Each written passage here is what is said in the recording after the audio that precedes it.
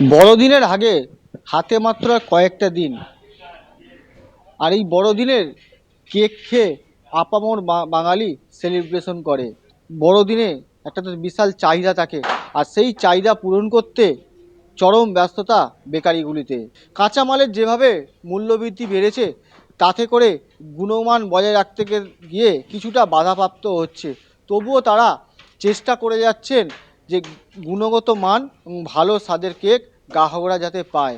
বিগত দিনগুলোতে উৎসবে যেভাবে বাজার দর বৃদ্ধি ছিল এবং গ্রাহক সংখ্যা কম ছিল, তাতে করে তারা মনে করছেন কতটা বাজারে বিক্রিটা হবে বা বিক্রি বাড়বে সেদিকে কিন্তু সংখ্যা থেকে যাচ্ছে।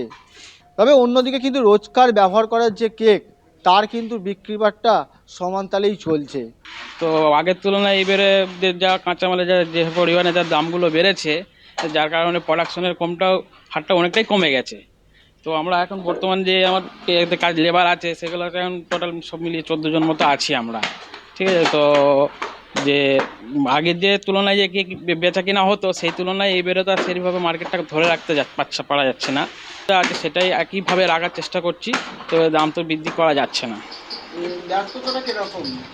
ব্যস্ততা বলতে দেখুন, মানে আগের তুলনায় তো অনেকটাই কম, কাজের হারটা খুবই কম আছে। এবারে তবু আমরা কাজ চালিয়ে যাচ্ছি, যে সামনে যেহেতু 25 ডিসেম্বর আসছে, যার কারণে আমাদের প্রিপারেশনটা নেওয়া হচ্ছে, টুকটুক করে বর্তমানে কাজ চলছে।